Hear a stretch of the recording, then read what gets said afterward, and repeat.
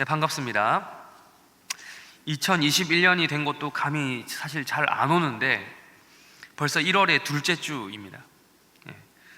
제가 따져보니 제가 연차로 따지자면 제가 3년 차입니다.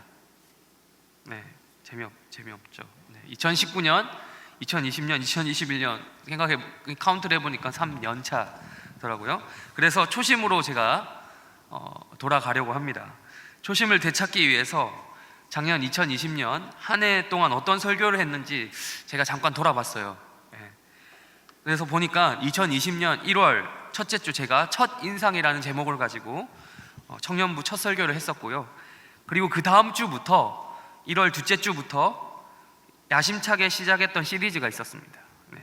그러나 어느덧 잊혀졌던 시리즈가 있으니 바로 복음의 핵심이라고 하는 시리즈입니다. 그렇게 그 설교를 하다가 왜 잊혀졌냐 보니까 그 이유가 없는 건 아니었습니다. 2월, 3월, 4월에 걸쳐 특별한 일이 터져서 지금까지 영향을 미치고 있죠. 코로나입니다. 코로나. 중국발 역병이라고도 불리는 그 코로나 대책을 마련해야겠다. 어떻게 하면 되겠냐라는 생각이 저 스스로 들어서 그걸 대비하고자 하는 말씀을 나누었었습니다. 그러다가 4월, 5월경에 복음의 핵심 설교를 좀 다시 했었습니다. 그러다가 사경회를 하는 바람에 그 말씀에 너무 큰 은혜를 받아서 6월, 7월에는 로마서 설교를 했습니다. 또 그러던 중에 8월이 되니 우리가 수련회를 했죠. 한 달 동안 날마다 행전 속으로를 수련회를 하면서 사도행전 설교를 했더라고요. 그러다가 또 9월, 10월, 11월, 12월에 코로나가 잠잠해지기는커녕 여름이 지나면 끝난다 이런 말 있었던 거 기억하시죠? 작년 이맘때쯤에 이 바이러스가 여름이 되면 약해진다, 온도가 올라가면 그런 얘기를 했었는데 그러기는커녕 더 그렇게 되면서 제가 그거에 대한 또 이 시국을 우리가 어떻게 이겨나야 되나, 신앙을 어떻게 이겨나가야 되냐 이런 고민을 하면서 그거 관련된 말씀을 여러 번 했던 것 같습니다. 결론은요, 언제까지 제가 이 코로나만 붙잡을 수 없다라는 판단이 들어서 일단 초심을 되찾고자 복음의 핵심 설교를 다시 이어가도록 하겠습니다. 그리고 이 복음의 핵심 시리즈부터 일단 마무리하고 다른 것을 뭘 할지 고민해 보겠습니다. 물론 여러분들 저를 1년 동안 경험해 보셔서 잘 아시겠지만 이러다가도 언제든 제가 다시 한번 셀 수 있다는 점 미리 양해 바랍니다. 복습 차원에서 제가 물어봅니다. 복음의 핵심이란 주제는 어디서 따왔다고 했습니까? 여러분들 들으신 거 1년 전의 기억을 꺼내셔야 됩니다. 복음의 핵심이라는 이 주제는 제가 만든 제목이 아니고 우리 유명하신 해림교회 성도라면 누구나 알아야 되는 마 목사님의 책 제목에서 따왔죠. 마 목사님은 누구죠? 마동석? 아니죠? 그 마씨가 아니고요. 마틴 로이드 존스 목사님, 줄여서 마로존 목사님입니다. 해림교회 다니면서 이분의 이름을 모르면 안 돼요, 여러분. 목양실에 가보신 분들 계십니까? 가보시면 담임 목사님 그 의자 그 뒤에 2개의 초상화가 있습니다. 2명의 얼굴이 있는 초상화가 있는데 그 중에 한 명이 바로 마 목사님입니다. 마틴 로이드 존스 목사님. 제발 이름을 알았으면 저는 이제 이름을 아는 것에서 끝나지 말고 제발 그분이 쓰신 책을 여러분들이 단 한 권이라도 읽는 것이 해림교회 성도로서 가져야 될 양심이 아닌가 싶어요. 그때도 그런 비슷한 말을 했던 것 같은데 그런데 그분이 쓰신 책 중에 복음의 핵심이라는 책이 있다라는 거죠. 그동안 제가 이 나름대로 지난 1년 동안 이걸 설교했는데 이걸 1년이 지나도록 일독을 안 했다, 복음의 핵심을 내가 표지조차 보지 못했다 라고 하시는 분들이 많은 것 같아요. 제가 소문을 다 들었습니다. 제발 읽어보십시오. 우리가 오늘 읽었다시피 이 복음 핵심은 마 목사님의 마태복음 11장 설교집입니다. 11장. 그가 마 목사님께서 하셨던 그 마태복음 11장의 해석을 기본 뼈대로 해서 저 나름대로 이성진 목사의 그 나름대로 이제 한 챕터 한 챕터 읽어 나가면서 나름 이해하고 적용한 것을 바탕으로 말씀을 전하는 작업을 했었습니다. 그것을 오늘부터 다시 해보고자 합니다. 오늘은 20절부터 24절까지 해보도록 하겠습니다. 오늘 우리가 읽은 20절에서 24절 본문 속으로 곧바로 들어가려고 했는데 이야기 흐름에 대한 최소한의 예의가 있는 것 같아서 바로 앞의 내용만 좀 살펴보도록 하겠습니다. 작년 5월에 설교했던 16절에서 19절까지 말씀 기억하십니까? 제목은 이거였습니다. 요즘 젊은 것들은 이라는 제목으로 설교를 했습니다. 예수님께서 회개하지 않는 이 세대를 향해서 두 가지 비유를 말씀을 들어주셨어요. 두 가지 상황. 뭐죠? 네, 두 가지 상황을 비유로 들어서 말씀해 주셨습니다. 네. 무슨 상황극입니까? 상황극 두 가지. 하나는 기억이 안 나시죠? 하나는 장례식, 하나는 결혼식. 이 두 가지 상황극을 보여주시면서 비유를 들어서 말씀해 주셨죠. 이 상황극은 예수님이 살던 당시에 아이들이 하던 상황극 놀이였어요. 이 하나가 결혼식 놀이, 하나는 장례식 놀이. 이 두 가지죠. 그런데 이제 예수님이 왜 그걸 굳이 이렇게 꺼내서 말씀을 하신 거죠? 그때의 상황을. 결혼식장처럼 기쁜 상황을 연출시켜도 회개를 안 해. 장례식장과 같은 슬픈 상황을 연출해도 회개를 안 해. 이런 방식으로 접근해도 안 되고 저런 방식으로 접근해도 안 되고 이런 방식으로 복음을 전해도 안 되고 저런 방식으로 복음을 전해도 안 한다라는 말을 하시고 싶었던 거죠. 예수님을 그리스도로 메시아로 인정하지 않는, 복음을 받아들이지 않는 당시의 예수님 당시의 세대를 향해서 예수님께서 비유를 들어서 말씀하셨던 장면이다 라고 했습니다. 그때 그렇게 말씀드렸죠. 그렇다면 그 이 세대, 예수님이 이 세대에 대해서 이야기를 하셨는데 이 세대가 예수님이 살던 그때 당시의 사람들만 해당되냐고 말씀을 드렸나요? 아니죠. 지금 2021년을 살아가는 우리들도 이 세대에 포함이 된다라고 말씀을 드렸습니다. 예수님 때와 마찬가지로 지금 세대에도 어떤 방식으로든 간에 복음은 전해지고 있습니다. 맞죠? 그러나 사람들은 어때요? 그걸 받아들입니까? 안 받아들인다는 거예요. 이렇게 해도, 이런 방식으로 위협을 해도 안 되고 어르고 달래도 안 되고 어떤 방식을 해도 안 된다는 거예요. 그런데 더 무서운 사실이 뭐라고 했습니까? 예수님을 공식적으로 거부하는 불신자들, 코로나니 뭐니 하면서 코로나여도 교회를 안 나오던 사람들, 코로나 아니어도 더 교회 안 나오던 그 사람들은 그렇다 치더라도 예수님을 공식적으로 인정하고 받아들인다고 하는 그 기독교인들에게서조차 그런 일이 일어나고 있더라라는 거예요. 예수님이 진단이 그거예요. 예수님이 진단. 기독교인이라고 자처하는 그런 인간들이 오히려 더 예수님께서 지적하신 이 세대에 더 잘 어울리는 거예요. 왜 그렇습니까? 예수님 당시에 이 예수님께서 누구를 대상으로 하신 말씀이에요? 말씀 들으러 온 사람들이거든요.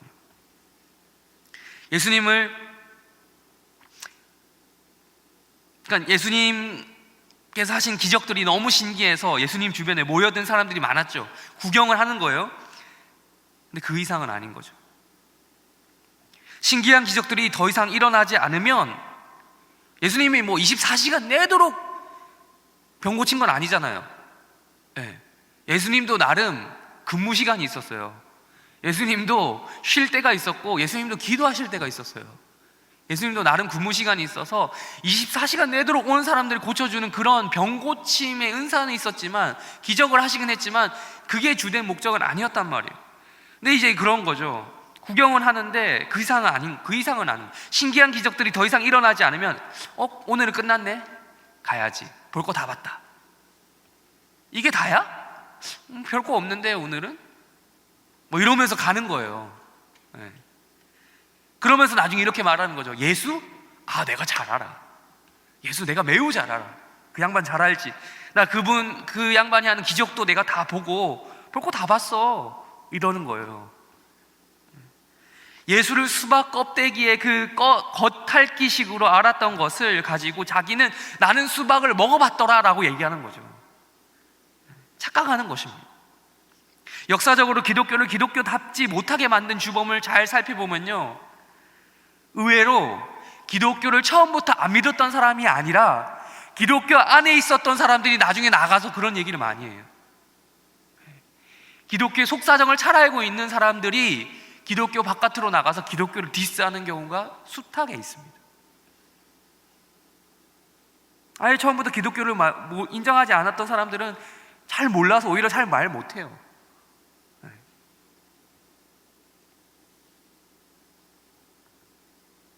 그러니 장례식장 느낌과 비슷했던 그 세례 요한이 그렇게 장례식장처럼 얘기했던 간에 우울하게 막 심판 이런 얘기 막 했던 간에 결혼식장 느낌과 비슷하게 했던 예수님 막 먹고 마시고 즐기면서 하나님 나라의 복음을 선포하던 그 예수님처럼 예수님의 스타일이든 간에 중요한 건요, 지금 당장 복음을 믿어야 된다인데 하나님 나라 복음, 천국 복음을 받아들이는 건데 안 그랬다는 거죠.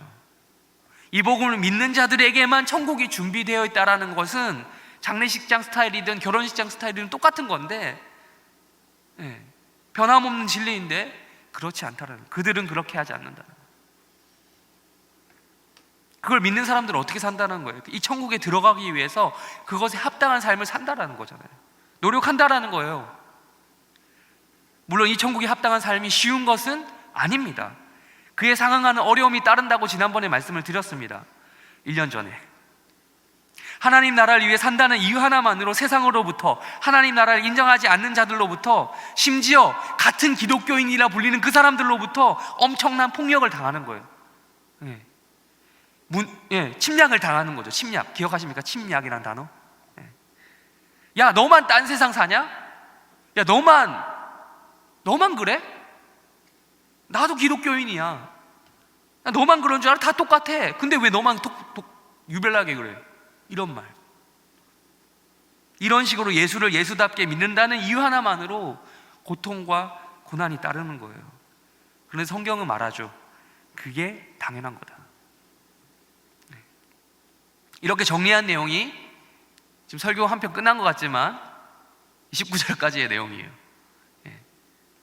신입생도 혹시 지금 영상으로 예배 드리시는 분도 있을지도 모르는데 지금 설교 끝난 것이 아닙니다. 이제 시작이에요. 20절부터 시작인데 우리 20절 한번 읽도록 하겠습니다. 다시 한번 20절을 읽겠습니다. 시작.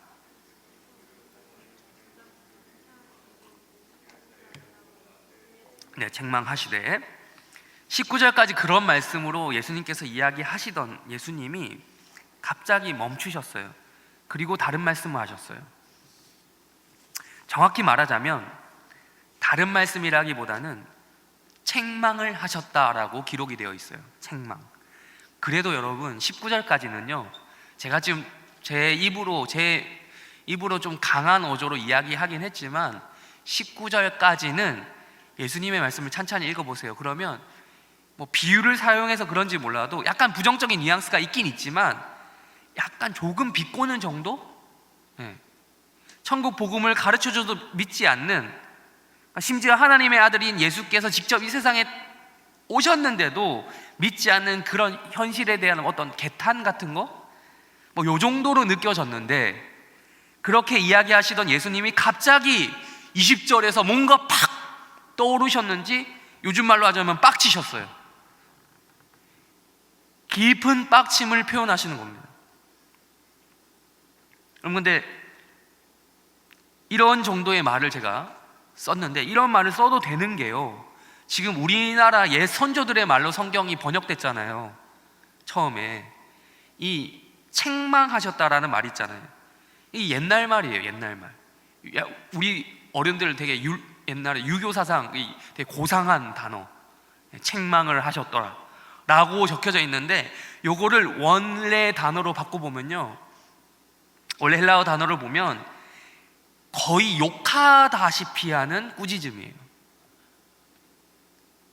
맹렬하게 비난을 하는 것, 욕하다시피 하는 그런 비난 있죠. 그것을 의미하는 말이에요. 가볍게 혼내는 정도가 아니라 진짜 욕하면서 막 비난을 하는 거죠.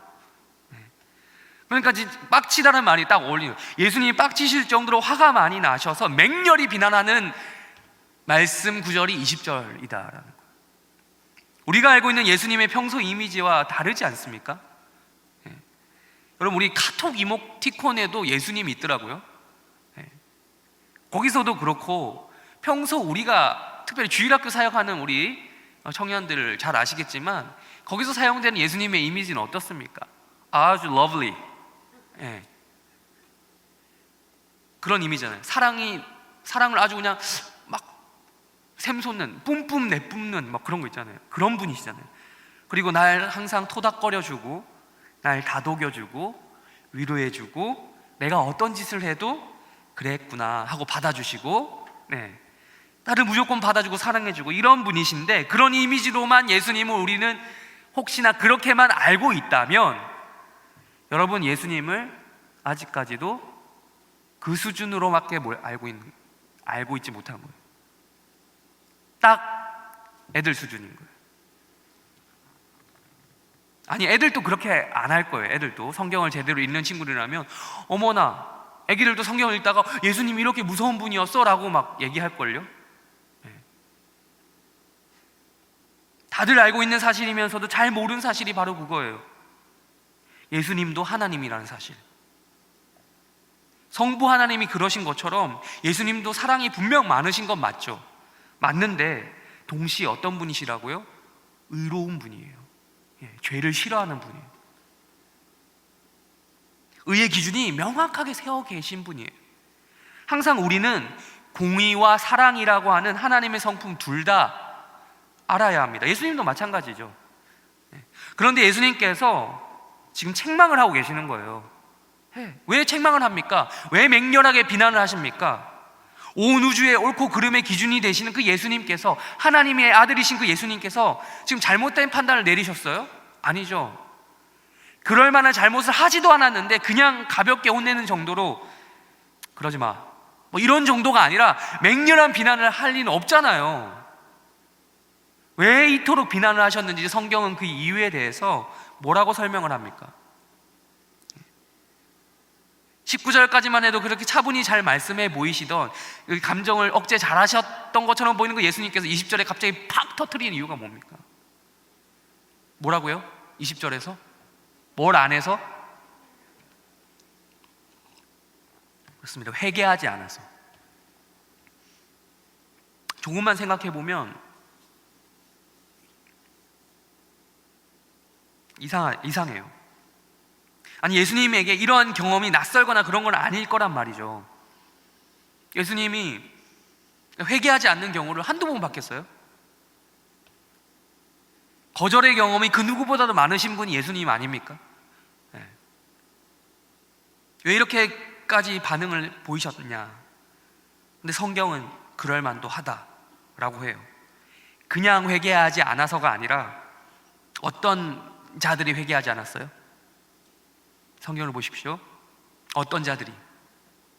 가장 많은 권능을 행하신 고을들이 회개하지 않았다라는 거죠. 그럼 고을이란 말도 참 이게 고상한다. 옛날 말이에요, 옛날 말. 요즘에 우리 고을이란 말 씁니까? 식당 이름 중에 가끔씩 본 것 같아요. 식당 이름 중에 무슨 고을 뭐 이렇게 본 것 같은데, 이런 주로 조선시대 행정구역을 부르던 말이에요. 네. 조선시대 행정구역이라기보다는 또, 그러니까 이런 행정구역은 다른 용어가 있었고 그냥 조선시대 때 어떤 단위를 부르던 말인데, 지금 우리가 고을이라고 하면 마을 정도를 떠올리는데요, 그것보다는 큰 단위입니다. 큰 단위. 쉽게 말하자면, 지금으로 말하자면 도시입니다. 도시를 여러분 헬라어로 뭐라고 하는지 알아야 돼요. 여러분 중학교 때 배운 단어입니다. 도시를 헬라어로 뭐라고 하죠? 네, 경찰 아니고요, 폴리스입니다. 폴리스. 도시국가를 폴리스라고 하죠. 그러니까 옛날 당시에 이런 폴리스가 되기 위한 기본 조건이 있었어요. 그게 뭐냐면 성벽이에요, 성벽. 도시가 되려면 옛날에는 모든 그 도시의 기준, 고을이라고 하는 그것의 기준은 성벽이 쳐져 있는 곳. 그러니까 어느 정도 그 성벽이 쳐져 있다는 것은 성벽 안에 사는 사람들의 생활 수준과 이런 시스템적으로 어느 정도 이 정비가 잘 되어 있는 그런 곳이라는 거죠. 살만한 동네란, 살만한 곳이란. 옛날에 여러분 다 도시에 살았던 것이 아닙니다. 도시 바깥에 사는 사람들도 많았어요, 여러분. 어느 정도 뭐가 있어야 도시 안에 살았거든요.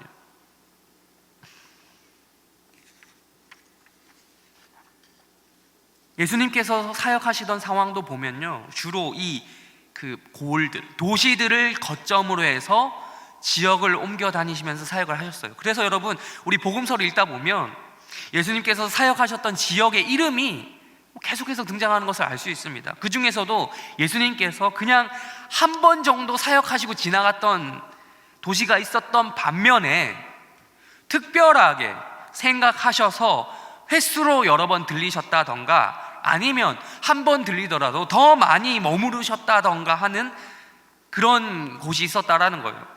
여러분, 그러면서 많이 들렸다던가 아니면 더 오랫동안 들렸다던가 하면서 하면 뭐 어떤 일이 있습니까? 그만큼 더 많은 기적을 베푸셨을 거예요. 아무래도 함께하는 시간이 많으면 그게 더 많은 건 당연한 거죠. 그런데 20절에서는 그게 그냥 기적이라고 이야기하지 않았어요. 미라클, 기적이라고 이야기하지 않았고요. 뭐라고 표현했습니까? 기적이 아닌 어떤 단어가 쓰였죠? 많은 무엇을 하셨다? 권능을 행하셨다. 여러분, 권능이란 말은 그냥 기적이란 말보다 조금 더 특별한 의미가 있는 것 같아요. 권능은 말 그대로 신적인 어떠한 힘이에요. 신적인 힘. 예수님께서 하고 계신 사역은요, 지금 어떤 사람도 할 수 있는 이런 독특한 그런 게 아니고 말 그대로 신적인 힘에 기반해 있는 사역이라는 거예요. 하나님만이, 하나님이라 불릴 수 있는 자격이 있는 그분만이 할 수 있는 그런 독특한 사역이라는 거예요. 하나님의 역사는 말 그대로 강력한 것이어서 인간이 거부하고 말고의 문제로 설명이 안 되는데 그런 사역이라는 거예요. 그럼 그렇다면 당연한 수순이 있겠죠. 따라오는 것이 무엇이어야겠습니까? 하나님의 권능으로, 신적인 권능으로 사역을 하셨다면 그에 합당한, 상응하는 뭔가, 팔로우 되는 뭔가가 있어야 되는데 결과물이라는 거죠. 그 결과물이 무엇입니까? 예수님이 원하셨던 신적인 권능의 사역을 하시면서 원하셨던 결과물이 뭐라고요? 오늘 말씀에서 회개라는 것입니다. 회개의 역사가 일어나는 것이죠. 기적이 많이 일어나면 일어날수록 회개의 역사도 많이 일어나야 한다 라는 것이 예수님이 바라던 그림이었어요. 여러분, 우리 인풋 대비 아웃풋 이런 말 들어보셨습니까? 집어넣으면 집어넣은 만큼 나와야 돼. 여러분, 직장 다니신 분들, 직장에서 여러분에게 봉급을 왜 그만큼 줍니까? 왜 직장마다 봉급이 다릅니까? 여러분에게 들어가는 인풋 비용만큼 그 이상까지는 기대도 안 하더라도 그만큼의 아웃풋은 요구하는 거 아닙니까? 뭔가 결과가 있어서 성과가 있어야 돼. 이렇게 쓰죠. 성과가 안 나오면 회사 입장에서 어떻습니까? 결국 여러분을 자르겠죠.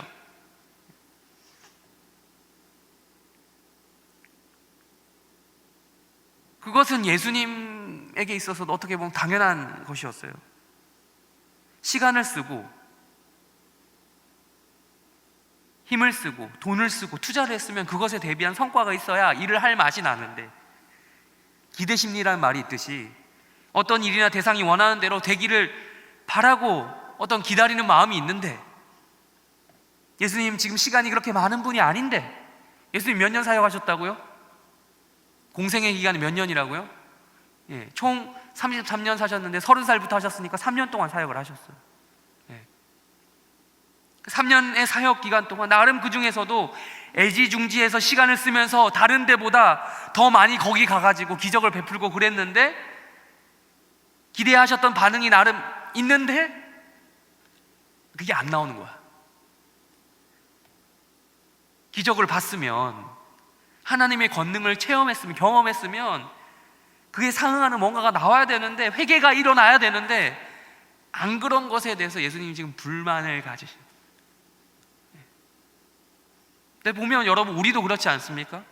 더 특별히 여러분이 신경 써주고, 예수님 보고 뭐라고 하지 마세요. 더 신경 써주고 더 잘해주고 이랬는데 그것도 상대가 원해서 했단 말이야. 일방적으로 내가 한 게 아니야. 너도 원한다고 해서 내가 해준 거야. 근데 아무런 반응이 없어. 해줬는데 만족할 만한 결과가 상대가 생각할 때 나왔을 것 같은데 없는 거예요. 아무런 반응이 없는 거예요. 기대했던 반응이 있어. 크게 기대한 것도 아니고 그냥 나는 그 사람이 고맙다만 해줬으면 좋겠어. 그걸로도 만족해. 왜냐하면 내가 그만큼 상대를 인정하고 좋아했으니까. 최소한의 예의라는 게 있는데 고맙다는 말도 없는 거예요. 이러면 실망하는 겁니다. 아니, 실망을 넘어서서 화가 나는 거죠. 이제 분노하게 되는 거죠. 나 혼자 일방적으로 짝사랑해가지고 돈 쓰고 시간 쓰고 그랬던 거라면 혼자 몰래 어디 가가지고 눈물을 훔치겠지만 그건 나만의 착각이었구나 라고 하면서 실망은 하지만 분노는 안 하잖아요. 맹렬히 비난까지 하겠습니까? 그건 아니잖아요. 만약 그렇게 혼자 착각하고 분노하는 사람이 있다면 오히려 그 사람이 좀 이상한 사람이죠. 여러분, 지나친 금사빠 조심하십시오. 만약 그렇게 혼자 착각하고 분노하는 사람이 있다면 이상한 취급을 받아요. 그런데 분명 쌍방간의 관계가 있었단 말이에요. 요거는. 그리고 그들이 원한 니즈를 예수님이 채워주셨어. 충족시켜줬단 말이에요. 메시아의 신적인 권능을 보여주시면서 아픈 자들의 병들을 고쳐주시고, 병든 자들 고쳐달라고 예수님 앞에 나간 사람들 많았잖아요. 고쳐달라고. 그리고 죽은 자들을 살려주고 배고픈 자들에게 빵을 주었어요.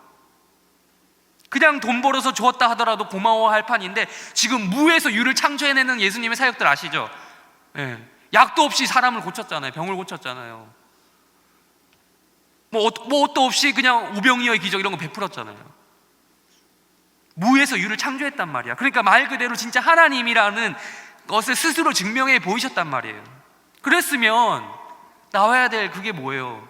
기대값이 회개라는 거예요. 회개라는 기대값. 때가 되었는데 안 그런다는 거죠. 여기서 말하는 회개가 뭘까요? 우리가 말하는 회개, 우리가 지금 우리가 신앙생활을 하면서 쓰는 회개라는 단어와는 조금 다른 건 아닌데 조금 생각의 전환이 좀 필요합니다. 회개라는 단어, 예수님이 말씀하신 회개라는 단어는 뭘까요? 메타노이오라는 헬라어. 요거는요, 무언가로부터 마음을 돌이키는 거예요. 마음을 돌이키다. 문자 그대로 하자면, 흔히 표현한 대로 하자면 마음 고쳐 먹는 거예요. 마음 고쳐 먹는 거. 즉 예수님이 말씀하신 여기서 말하는 회개하지 않았다라, 이 말은 예수를 그냥 좋은 사람, 착한 사람, 훌륭한 선지자, 우리의 어려움을 극복시켜줄 어떠한 위인 정도로 생각하는 그 마음을 고쳐 먹으라는 거예요. 그 마음을 고쳐 먹고 돌이켜서 하나님의 아들이신 예수를 제대로 알아보라는 거예요. 그분이 이 세상의 죄를 용서해 주실 정말 유일무이한 그분, 메시아 그리스도이신 것을 제발 보고 믿고 믿음으로 받아들이라는 거예요. 물 들어올 때 노져야 된다는 말이 있죠. 지금 예수님께서 사역하시는 그때 당시야말로 가장 회개하기 좋은 때가 없었어요. 예수님이 볼 때, 아니 지금 선지자가 그렇게 와서 내가 올 거라고 얘기했는데 그때 믿음을 가졌던 사람들도 있는데, 내가 왔으니 이젠 그럴 필요가 있겠냐, 다 알아서 믿겠지. 회개하기 좋을 때란 말이죠. 지금 예수를 메시아로 알아보고 그를 하나님의 아들로 믿어야 되죠. 그게 회개인데, 그런데도 그저 그분을 아직도 인간 중에 어느 누구 정도, 인간 중에서 좀 그냥 평범한 인간은 아니지만 어떤 좀 괜찮은 그 정도로 알고 있다면 지금 당장 마음 고쳐 먹으라는 거예요. 나의 어려움을 어느 정도 해결해 줄 뿐, 나에게 닥친 상황을 어느 정도 와서 도와주고 위로해주고 격려해주고 풀어줄 그런 분 정도로 생각하고 있다면 거기서부터 그 마음을 돌이키라는 거예요. 예수님이 이 땅에 오신 이유는 그 도시들 가운데 신적인 권능을 많이 행하셨던 그 이유는 근본적으로 우리 인간이라는 존재 자체가 하나님을 거부하는 본성 가운데 그분을 알지 못하고 우리 마음대로 살다가 언젠가는 지옥에 떨어질 인생, 그 인생을 구원하기 오셨다는 그 진리 때문에, 그 이유 때문에 예수님이 이 땅에 오셨다. 그 이유 때문에 그렇게 많은 권능을 행하셨다. 그래서 예수님께서 19절까지 안타까워 하시면서 약간 좀 이렇게 참으시면서 부릅 삼키면서 뭐 그렇게 말씀하시다가 생각해 보니까 20절부터 생각을 해보니까 자기가 했던 많은 신적인 권능이 있는데 그 권능을 그들이 경험했음에도 불구하고 강하게 버티면서 회개하지 않는 그 도시들이 기억이 나니까 순간 팍 터지는 거예요. 그러면서 맹렬히 비난하는 거예요. 야, 다른 애들은 모르겠는데 너네들은 그러면 안 되지라. 너네들은 그러면 안 되지.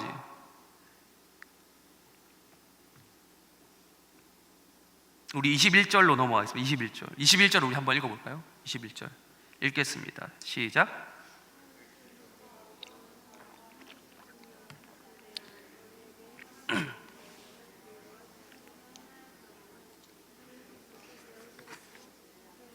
네, 21절 이후로부터 보면 24절까지 보면 예수님의 맹렬한 비난이 어떻게 이어지는지 확인할 수 있어요. 일단 그 도시들의 목록이 나옵니다. 목록, 리스트가 나와요. 예수님께서 많은 권능을 베푸셨던 당시 도시의 이름은 지금 세 개가 나오죠. 고라신, 벳세다, 가버나움. 21절부터 24절까지 눈으로 보시면 이렇게 세 가지 도시의 이름이 나옵니다. 이 세 도시의 공통점이 있어요. 성경 지도를 보면서 하면 편한데 아시겠지만 제가 준비를 못했습니다. 제가 그 정도를 준비할 여유가 없는 사람이에요. 바빠서가 아니고 성격상. 아무튼 말로 설명하겠습니다. 아는 사람 있습니까? 공통점이 뭘까요? 나 성경 그 지도 좀 봤다. 성경책에 지금 지도 있으신 분들도 있을 거예요. 신약 시대 당시 예수님 사역하던 당시의 지도를 보시면 아무튼 찾으실 분 찾으시고 알아서. 예수님이 태어나신 곳은 그럼 어디입니까? 그거부터 물어볼게요. 예수님이 태어나신 곳. 이거 모르면 안 되는데. 베들레헴. 베들레헴의 위치는 어디 쪽이죠? 중부, 북부, 남부 어디에? 이스라엘. 남쪽입니다. 남쪽 유대 땅입니다. 그렇다면 예수님이 성장했던 곳은 어딜까요? 여러분 생각할 때 고향은 어디가 기준입니까? 태어난 곳입니까? 자랐던 곳입니까? 여러분의 기준에 있어서 태어나고 자란 곳이 똑같다면 고향은 한 군데로 얘기할 수 있겠지만, 여러분은 태어난 곳을 고향으로 삼겠습니까? 태어나서 바로 어딘가 이동해서 자라났다면 자라난 곳을 고향으로 정하겠습니까? 자라난 곳을 일반적으로 자라난 곳을 이야기하죠. 출생지와 고향은 그래서 좀 다르다고 할 수 있겠습니다. 예수님의 출생지는 베들레헴인데 자라난 곳은 그곳이 아니었어요. 어디죠? 나사렛. 그래서 나사렛 예수라고 하죠. 나사렛의 위치는 어디죠? 남부, 중부, 북부 어디예요? 북부입니다. 북부. 이스라엘 북쪽이에요. 그 북부 지역을 가리켜서 크게 뭐라고 얘기합니까? 큰 그 지역 단위, 지역구 갈릴리라고 합니다. 갈릴리. 아기 시절 예수님은 태어나긴 출생지는 베들레헴이지만 그 부모님, 육신의 부모님이신 요셉과 마리아 살던 곳이 원래 나사렛이었어요. 그래서 그러니까 어쩔 수 없이 예루살렘에 가기 위해서 거기서 태어난 거지. 예루살렘 가던 그 근처에서 태어났던 거지. 거기 태어난 건 거기 살았기 때문에 그건 아니었어요. 그리고 물론 말씀을 성취하기 위함도 있었지만, 구약의 말씀을 베들레헴에서 태어나야 된다는 건 메시아의 사명이 있었기 때문에 거기서 태어났지만, 대부분 예수님의 일생을 북부 이스라엘에서 사역을 하시면서 시간을 보냈습니다. 나사렛에서 오랫동안 사시고 공생의 사역도 보면 그 갈릴리 지방을 중심으로 사역을 하셨어요. 거기 중심이 되는 그 스팟이 하나 있는데 뭐죠? 장소, 지역 말고 어떤 하나의 자연물이라고 해야 될까요? 뭐죠? 갈릴리 호수입니다. 갈릴리 호수. 갈릴리 지방에 있다고 해서 갈릴리 호수인지, 갈릴리 호수가 있어서 갈릴리 지방이라고 불린지는 잘 모르겠지만 어쨌든 갈릴리 지방에 있는 호수 이름은 갈릴리 호수였어요. 거기 중심으로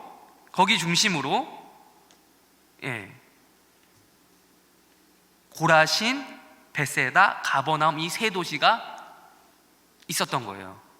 그러니까 이 세 도시의 공통점은 갈릴리 호수 중심으로 형성되어 있었던, 붙어 있었던 그런 도시라는 거예요. 주변에 형성된 지방의 도시다라고 할 수 있습니다. 아무래도 여러분 어디든 물이 가까이 있어야 생활하기에 좋죠. 그때는 요즘같이 어디든 살든 간에 온라인으로 주문하면 물을 마실 수 있는 시대가 아닙니다. 생존하기에 물이 가까이 있는 만큼 좋은 것이 없죠.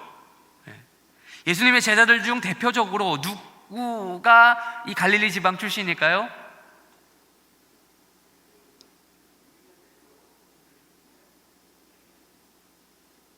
네, 죄송합니다.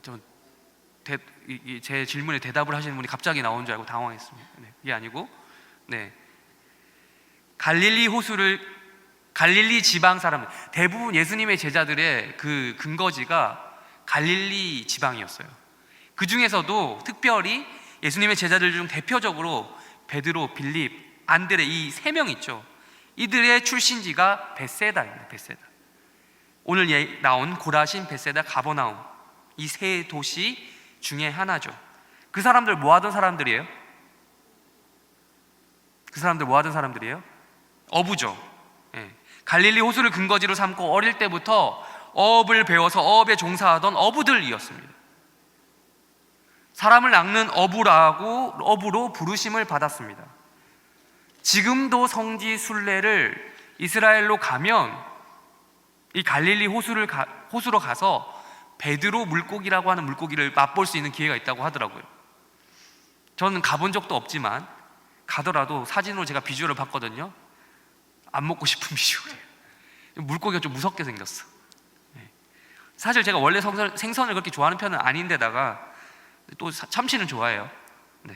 근데 제 모순덩어리 입맛이라고 하는데, 아무튼 예수님께서 그 유명한 그 오병이어의 기적을 베푸신 곳이 어디냐라고 하면 그 벳세다가 그 벳세다. 그러니까 어부들. 그러니까 이 베드로, 안드레, 이 빌립 이 사람들의 직업이 원래 어부였잖아요. 그들의 출신지가 바로 거기. 아무튼 간에 물과 물고기가 있기 때문에 먹고 살기가 좋은 거예요. 그러다 보니 사람들이 많이 모이는 거죠. 또 그러다 보니 어떻게 됩니까? 돈도 모이죠. 그런 지역적 특색이 있었습니다. 살만한 동네였다는 거예요. 또 게다가 여러분 갈릴리 지역이 가지고 있는 위치적 또 이 장점이라고 할까요? 그게 있어요. 뭐냐면 남쪽 유대 지역, 그리고 남쪽 유대 지역에서 더 밑으로 내려가면 이집트가 나옵니다. 이집트와 어디를 연결해주는 북쪽 시리아와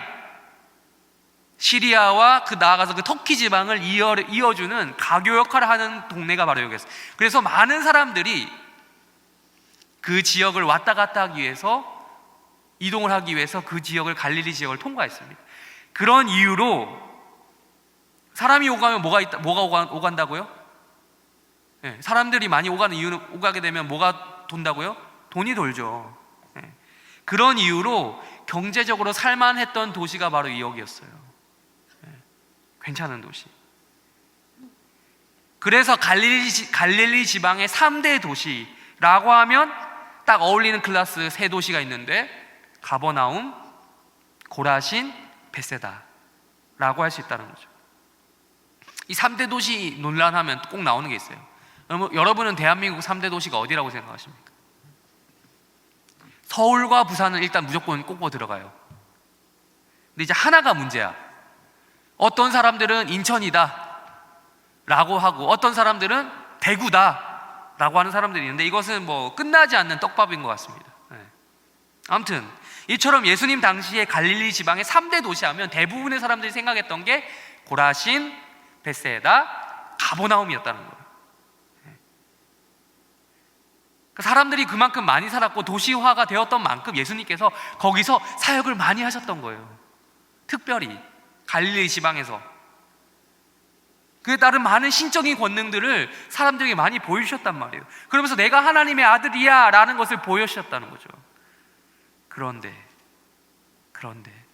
아까도 말씀드렸지만 중요한 사실이 뭐예요? 그 도시들 가운데 회개의 역사가 없다라는 거예요. 앞서 말한 바대로 기대심리, 예수님의 기대심리가 있었는데 완전 어긋난 거예요. 예수님께서 21절 이후로 어떤 말씀을 선포하셨습니까? 어떤 말씀을 선포하셨어요? 화가 있다. 화라는 말이 나오죠. 화 있을진저. 여러분 이 말은 헬라어로 그대로 직역하면요 감탄사예요. 감탄사인데 아주 부정적인 상황에서 내뱉는 감탄사예요. 헬라어로 하면 그대로 말하면 그 발음을 해드리자면 우아이라고요. 우아이. 우리도 이런 말 쓰죠. 이런 말의 헬라어 판인 거예요. 우아이. 슬프다. 혹은 우리가 망했다. 이렇게 탄식하면서 쓰는 말인 거죠. 이런 두 가지 감정 모두가 교차하는 순간을 표현하는 그때 당시 사람들의 말인 거예요. 주로 쓰던 말. 근데 이 말을 예수님께서 지금 쓰신다라는 거예요. 망했네. 지금 예수님은요 화가 있을지도 몰라 아니었어요. 화가 있을지 모르니 조심하길 바래. 이게 아니었어요. 분명히 지금 화가 있다라고 얘기했어요. 망할 거야, 망할지도 몰라, 그게 아니고 망했다라고 얘기했어요. 선언하신 거예요. 심판의 메시지를, 쉬운 말로 하자면 심판의 메시지를 선포하신 거예요. 아니, 그 자비롭고 사랑이 많으신 예수님의 입에서 이런 말씀이 나오다니 우리는 놀라해야 돼요. 누가복음에 보면요 예수님이 이런 화 있을진저라 말을 이미 쓰신 적이 있어요. 근데 그건요 바리새인들이나 서기관들 이런 사람들 대상으로 했던 말이에요. 그건 이해가 되는 거죠. 그런데 그저 회개하지 않았다고, 반응하지 않았다고 이런 화를 내뱉으시다니, 예수님의 입에서 이런 심판의 메시지를 들어야 한다니. 그러나 어쩌면요 우리는 우리가 원하는 예수님의 모습을 스스로 그려놓고 그걸 바라면서 종교 생활을 하는 것 같습니다.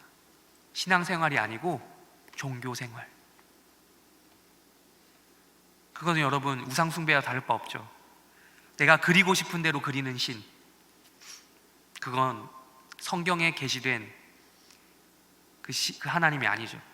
성경의 기준으로 우리에게 말씀하시는 그런 진짜 하나님이 아니죠. 분명 예수님은 심판의 메시지를 말씀하시는 하나님이시다라는 거예요. 회개하라는 거예요. 그렇지 않으면 화가 있다.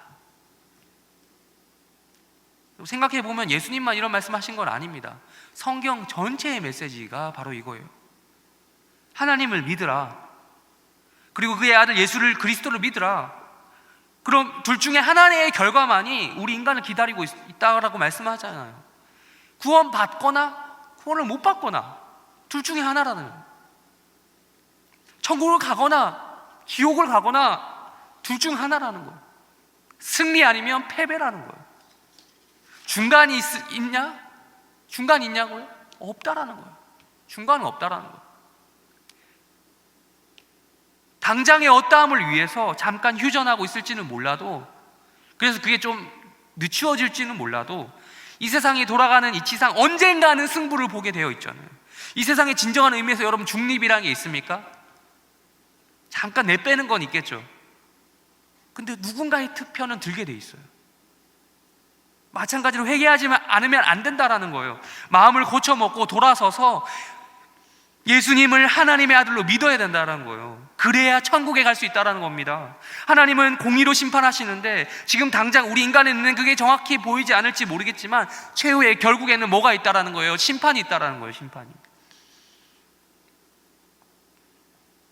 여기서 한 가지 더, 우리는 예수님께서 가버나움, 벳세다, 고라신을 향해 심판의 메시지를 선언하시면서 어떠한 비교 대상을 하나 딱 설정하고 계시다는 것을 우리는 추가적으로 확인할 수 있습니다.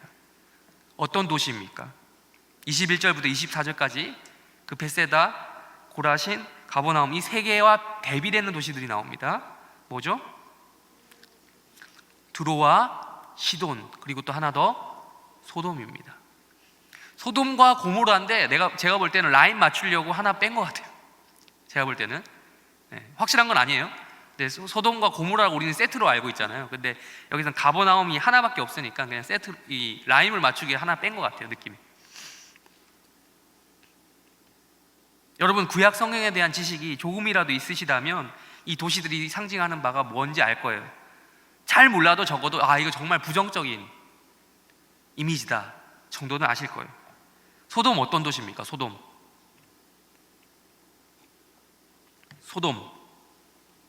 소돔과 고모라, 창세기에 나오죠. 아브라함의 조카 롯이 살던 도시입니다. 그 롯이 살면서 어떤 일을 겪었습니까? 그 도시는 어떤 도시였습니까? 타락을 상징하는 도시잖아요. 성적인 타락이 극에 달하던 그런 도시예요. 이성 간의 성적인 타락을 넘어서서 동성애가 아무렇지도 않게 자행되던 그런 도시였어요. 그런 도시를 예수님께서 지금 지금 역사 속에 있던 그 도시, 역사 속에 파묻혀 있던 그 도시를 지금 입으로 꺼내신 거예요. 그 도시의 끝은 무엇이었습니까, 여러분? 그 결말은 아시죠?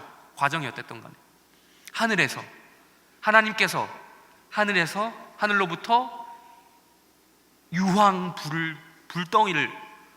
불비를 내려서 멸망시키셨죠.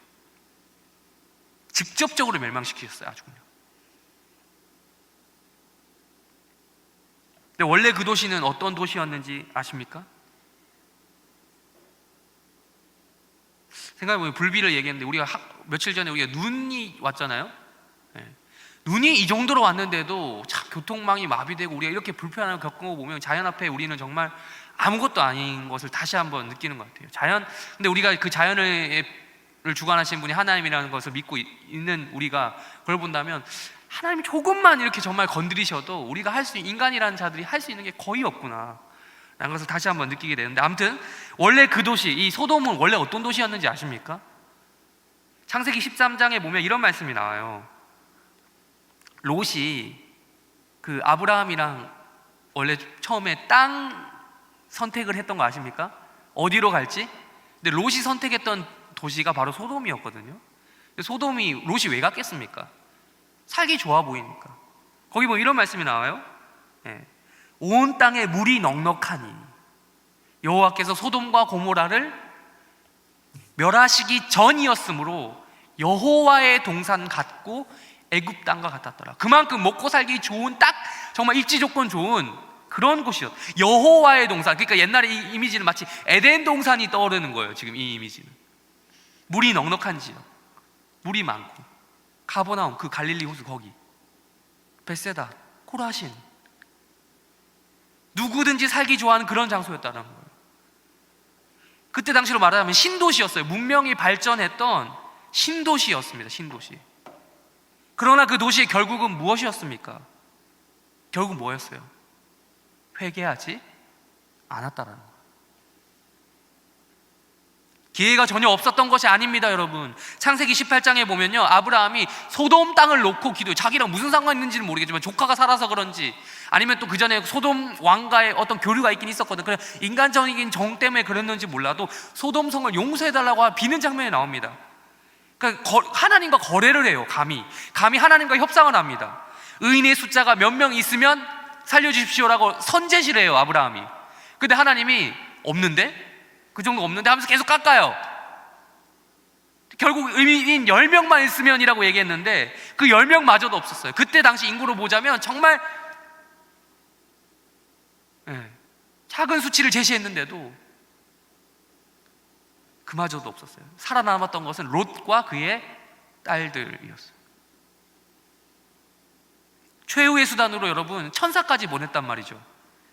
근데 그들은 천사를 보고 어떻게 생각했습니까? 오히려 그들의 이 동성애적인 욕구를 채울 만한 수단으로밖에 보지 않았어요.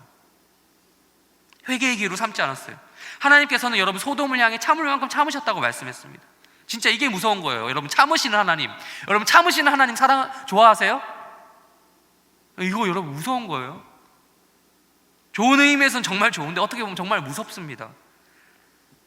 차라리 조금씩 나눠서 맞았으면 좋겠어. 한 번에 맞으면 너무 아플 것 같아. 하나님이 참으신다라는 게 무조건 좋은 건 아니란 말이죠. 발전했던 도시, 살기 좋은 도시 소돔의 결국은 뭐냐? 멸망이었어요. 그들 가운데 하나님이 없어서, 하나님의 경고를 무시해서, 죄악이 가득해서, 회개하지 않아서. 죄악이 가득한 건 그럴 수 있다 치더라도 회개하지 않아서. 마찬가지로 드로아 시돈도 얘기하겠습니다. 드로아 시돈 어떤 도시입니까? 이스라엘 시대의 대표적인 이방 도시거든요. 이 두로와 시돈이 위치한 위치를 보면 이스라엘이 있으면 그 왼쪽 위쪽에 자리하고 있어요. 거기는 지중해랑 딱 맞닿아 있는 도시예요. 그러니까 여기는 얼마나 좋은 도시겠어요. 지중해랑 딱 붙어 있어서 여기 이 도시는 무역으로 잘 나가는 도시였어요. 국제 도시였어요. 잘 먹고 잘 사는. 여러분, 그런데 있잖아요. 이 도시 출신으로서 이스라엘 역사에 아주 큰 영향을 미쳤던, 말 그대로 미쳤던 사람이 있었어요. 누구죠? 기억 안 나십니까? 이스라엘 역사에 엘리야와 싸웠던 그 두로와 시돈 출신의 이세벨이라는 사람 기억하십니까? 이세벨. 여왕이 아니라 왕비였어요. 근데 하는 짓은 왕이에요. 남편 아합, 왕은 분명히 자기 남편인데 그 아합을 잡아먹을 정도로 그때 당시 그 옛날 시대에 그 정도 기세가 등등했습니다. 성경에서는 아합이 최악의 왕 중에 하나라고 얘기를 하거든요. 그보다 더한 사람이 있었으니 이세벨이었습니다. 성경은 이 커플을 사상 최악의 커플이라고 평가해요. 이스라엘 영적 상태를 말아먹은 주범이었습니다. 두로와 시돈. 근데 여러분, 이 이세벨의 사고와 가치관이 전혀 이상한 것이 아니었어요. 세속적으로 보자면 탁월한 경영가였습니다. 이세벨은 나라를 이끌 만한 탁월한 리더십이 있었던 사람이고, 그냥 그녀는 이 왕권을 제대로 세우고 잘 먹고 잘 사는데 노력하고자 했던 그런 사람이었어요. 육적으로 잘 먹고 잘 사는 그런 출신이었기 때문에. 그렇지만 영적으로 볼 때는 어땠습니까? 완전히 암흑 그 자체였습니다. 그런 대표적인 이방 도시였어요. 그래서 선지서에 나중에 보면요, 두로와 시돈을 심판하겠다라고 하는 하나님의 메시지가 나와요. 따로 떼서. 그런데 예수님께서 또 여기 역사 속에 파묻혀 있던 그 도시를 또 꺼내는 겁니다. 두로와 시돈. 그걸 역사 속에서 끄집어내서 지금 어디다가 비교하신다고요? 고라신, 벳세다, 가버나움. 지금 그 동네 사람들이 이 메시지 듣고 있는데 들으라고. 제가 와가지고 누군가 예수님이 이 세상 와가지고 여기 왔다면 미사에 살고 있는 우리들에게, 강동에 살고 있는 우리들에게 막 그런 얘기를 하는 거, 갖다 붙이는 거. 비교하시면서 웃긴 건 아니죠. 황당한 것은 동급으로 노는 것도 아니고 더 나쁘게 보는 거예요. 더 나쁘게. 너네들도 똑같은 놈들이야가 아니라 그래도 기분이 나쁠 텐데 더 비하하는 거예요.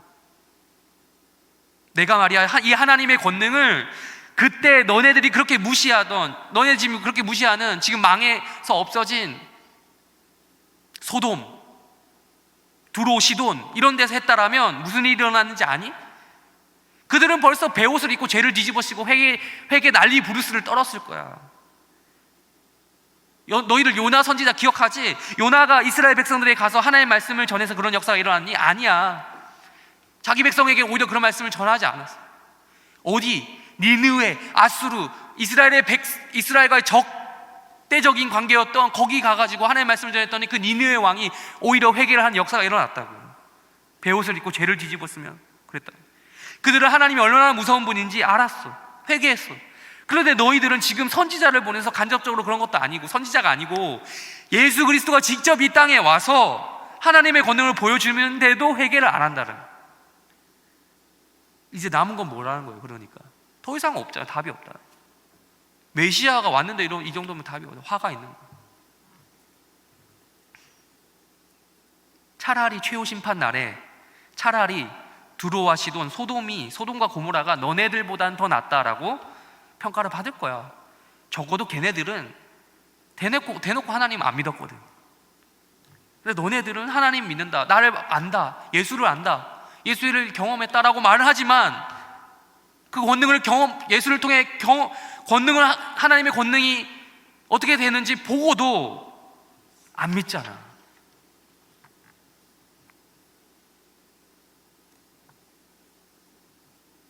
라고 말씀하신 것이 오늘 본문 20절에서 24절까지 말씀입니다. 말씀을 정리하겠습니다. 2021년 청년부 첫 설교, 제가 한 첫 설교인데요, 첫 설교부터 참, 그렇죠? 네, 심판의 메시지를 전했습니다. 첫 설교만큼은 하나님은 당신을 사랑하십니다.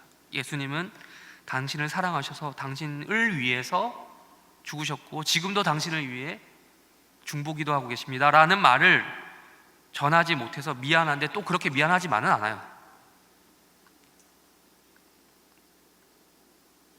이 말씀, 심판에 대한 메시지는 누가 뭐라고 해도요, 댓글을 달고 청원을 하고 인원을 넣어도 안 변해. 변하지 않는 진리예요. 이 말은, 제가 오늘 하고자 하는 말을 하나님이 우리를 사랑하시지 않는다는 말로 들으신 분은 없을 줄로 압니다. 그 정도 되면 다시 주일학교 하러 내려가셔야 되겠죠. 청년부가 아니라. 하나님이 우리를 사랑하시는데, 맞는데 그 사실을 우리가 원하는 방향대로만 이해하고 있어서 그렇다는 거예요. 우리가 이해. 여러분, 이 세상에는 알게 모르게 불의한 일들이 엄청나게 많이 일어나고 있어요. 아시죠? 인정하십니까? 네.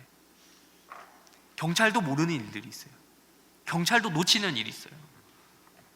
민중의 지팡이라고 부르는데, 경찰이 놓치고 모르고 이걸 넘어서서 오히려 더한 놈들도 있어요. 이 경찰 썰 풀면 제가 또 한몫하는데, 제가 당한 게 있어가지고. 다음에 이 판사도 모르는 일이 있고, 판사도 일부러 고의로 그렇게 판결을 내는 경우도 있고, 그런 경우, 실수하는 경우도 있고. 근데 그러면 누가 우리의 억울함을 들어주며 판결해 줍니까? 누가?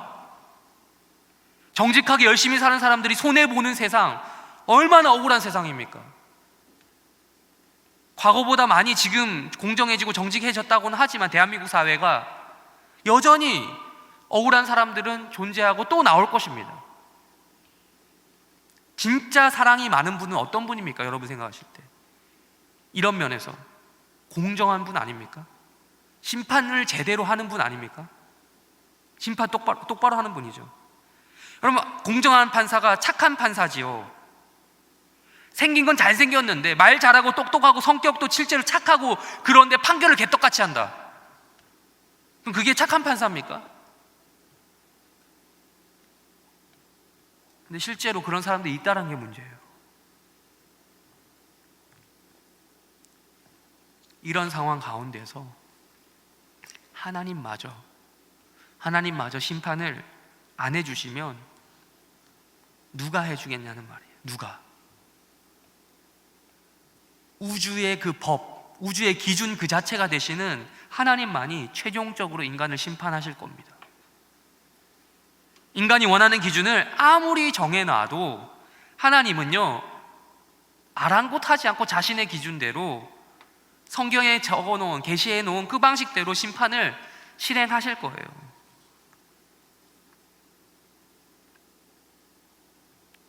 또한 기독교인이면서도 심판의 메시지를 심각하게 받아들이지 않는다면,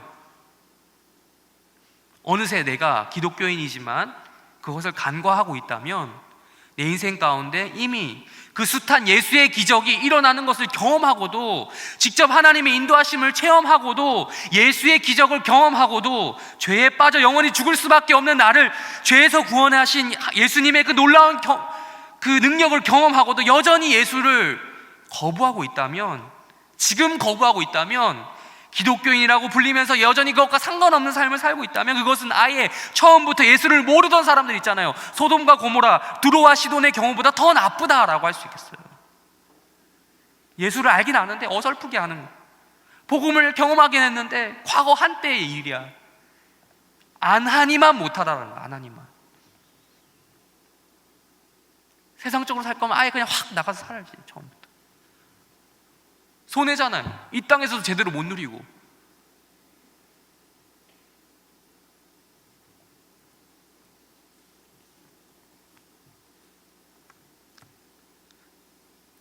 여러분, 그럼에도 한 가지 희망이 있다면요, 그래도 하나 끄집어내자면요, 여기서 느껴지는 그 예수님의 말씀, 그 뉘앙스라고 할까요?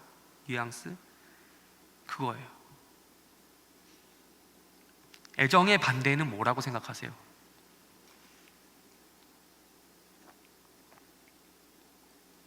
애정, 사랑의 반대는 증오일까요? 미움일까요? 아니죠. 오늘 설교 제목대로 무관심입니다. 무관심이 최고로 무서운 겁니다. 그래서 이런 말도 있어요. 무풀보다 악풀이 낫다. 악풀이라도 좋으니까 관심을 달라는 말이죠. 그래서 그런지 요즘에 오히려 이런 것들을 기회로 삼아서 마케팅 이용 전략도 있더라고요. 비호감을 일부러 하는 거야. 일부러 비호감 전략을 쓰는 것도 있어요. 아무튼 애정의 반대는 증오가 아니라 무관심이라는 말로 돌아가서 정말 예수님이 이 세상을 멸망시킬 정도로 미워했다고 칩시다. 그럼 이런 말씀이나 하고 있겠냐고요. 아무 말 안 하고 그대로 삭제시키면 되잖아요. 구구절절 설명이 뭐가 필요해요? 폭파시키면 되잖아요. 그냥 지구 폭파시키면 되잖아요. 깔끔하게 다 이 세상에 대한, 우리에 대한 애정이 있으시니까 굳이 사람이 되시는 수고까지 하면서 그 무한하신 하나님이 사람이라는 좁은 공간에 들어오셔서 이 땅에 오셔가지고 하나님의 권능을 나타내 보이시고 나를 그리스도로 믿으라 라고 하시고 너 그러면 혼난다, 심판받아, 화가 있어 라고 말씀을 하셨던 거예요.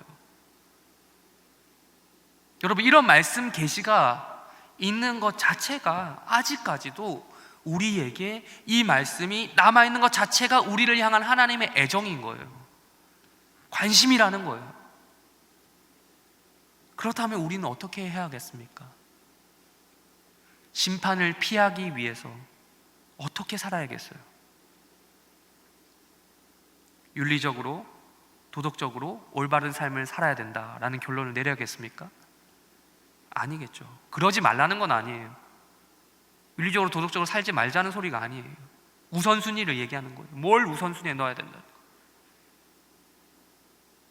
만약 그렇게 생각한다면 오늘 설교 긴 시간 동안 들었는데 잘못 들은 겁니다. 인간 사회에서 심판의 기준은 법, 윤리, 도덕 이런 것들이지만 하나님 심판의 기준은 그게 아니에요. 앞서 이미 말했다시피 회개를 해야 된다는 거죠. 돌아서야 된다는 거예요. 소돔과 고모라, 두로와 시돈, 벳세다와 가버나움 같이 화려한 미사와 강동이라는 이 장소 한복판에 우리가 살면서요, 끊임없이 우리의 마음을 회개함으로 드려야 된다는 거예요. 마음을 돌이켜야 된다는 거예요. 고쳐 먹어야 된다는 거예요. 어떻게 해요? 예수님을 그저 나를 위한 존재로 생각하지 않고 내가 예수를 위한 존재로 바뀌는 거예요.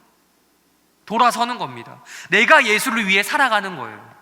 나 중심적인 세계관에서 이제 바뀌어서 다시 한번 하나님 중심적인 세계관으로 돌아서는 겁니다.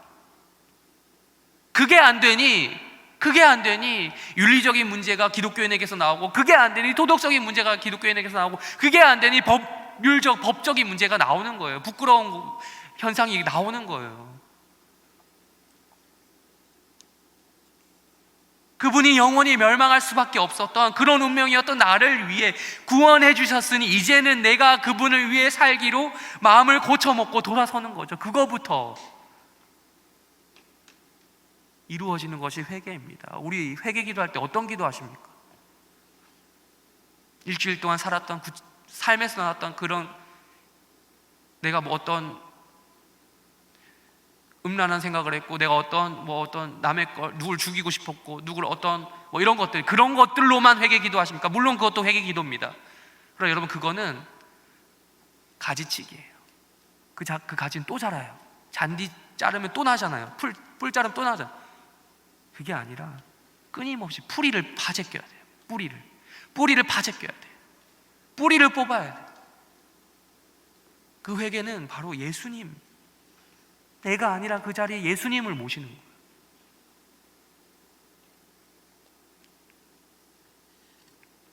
여러분, 2021년을 시작하면서 예수를 믿는다고 하면서 기독교인이라고 하면서 예수님께 애정을 쏟지 않았던 무관심했던, 오늘 말로 하자면, 설교 제목대로 하자면 무관심했던 우리의 삶을 회개하고 다시 돌이켜서 그분을 위해 살기로 다짐합시다. 2021년 코로나가 여전히 판을 치고 기승을 부리는 이 시점 가운데 우리에게 똑같은 문제가 놓여져 있어요. 대면 예배든 비대면 예배든 사실 상관없는데 우리가 왜 굳이 대면 예배를 드려야 된다라고 이렇게 마음을 먹고 있습니까? 하지는 못하지만 이게 안 되니까. 똑같이 우리가 믿는 복음은 2020년에 믿었던 복음이나 그 전에부터 믿어왔던 복음이나 똑같다라는 거예요. 똑같다. 우리의 삶이 다시 한번 그렇게 예수님께서 원하시는 바대로 회개하며 사는 그런 해림교회 청년들 또한 성도들이 되시기를 바랍니다.